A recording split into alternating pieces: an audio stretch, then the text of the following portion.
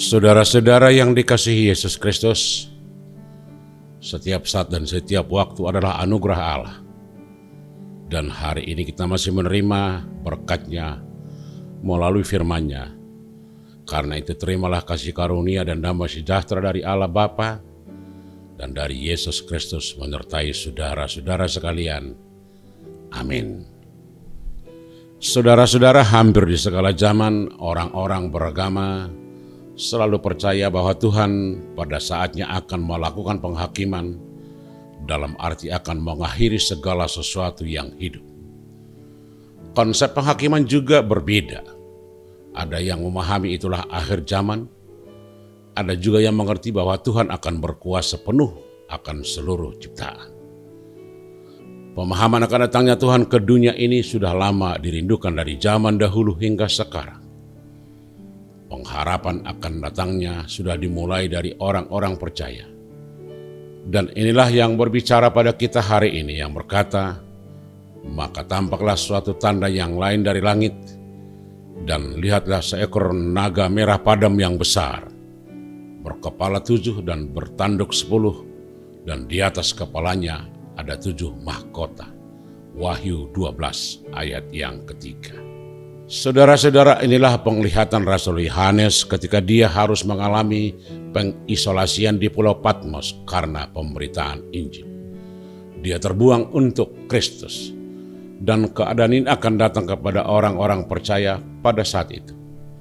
Penganiayaan dan penolakan terhadap orang Kristen sangat masif, dan bahkan pada zaman Kaisar Nero, Kaisar Domitianus, Kaisar Trajanus, bukan hanya penganiayaan tetapi juga penyiksaan hingga pembunuhan.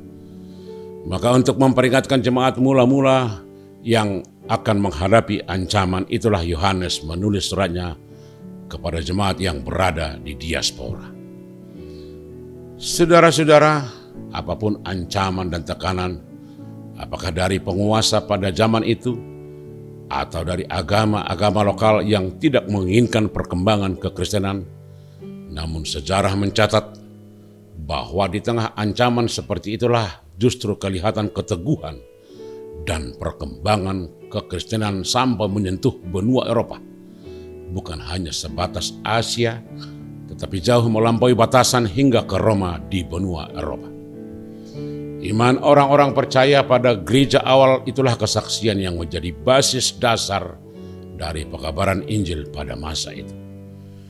Karena sehebat apapun ancaman, sesulit apapun rintangan, orang-orang percaya tidak pernah mundur, tidak menjadi takut dan gentar, malah makin kuat dan tegar.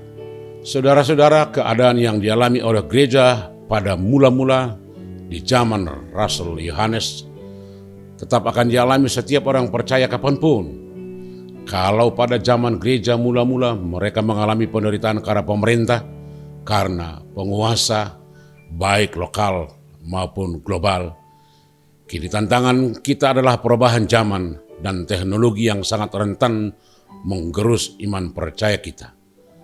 Sebab hampir dapat dikatakan bahwa zaman ini banyak orang-orang tidak percaya kepada Tuhan, tetapi sudah mempercayai teknologi dan kecerdasan buatan. Inilah ancaman dan tantangan kita. Dalam situasi seperti sekarang ini, di mana kondisi dunia yang semakin hari semakin tidak menentu, karena pola pikir, perilaku manusia, firman ini merupakan pergumulan bagi mereka yang senantiasa setia kepada Tuhan, agar Tuhan menghentikan semua kejahatan dan dosa ini dan melakukan penghakiman. Dan ketika Tuhan datang, semua akan diminta pertanggungjawaban dengan apa yang dia lakukan. Sebab penghakiman Tuhan adalah adil, semuanya tidak ada yang tersembunyi. Bagaimana kondisi orang-orang yang dalam penantian itu? Tindakan Tuhan di dalam Yesus Kristus merupakan perbuatan Tuhan yang paling besar di sepanjang sejarah kemanusiaan. Karena dia sendiri yang bertindak untuk menegakkan demi keselamatan umat manusia. Dalam masa penantian ini, yang kita yakini dia akan datang kelak untuk kedua kali. Bagaimana sikap dan perbuatan orang percaya Tetaplah percaya dan berpengharapan, sebab Tuhan akan memberikan yang terbaik. Amin.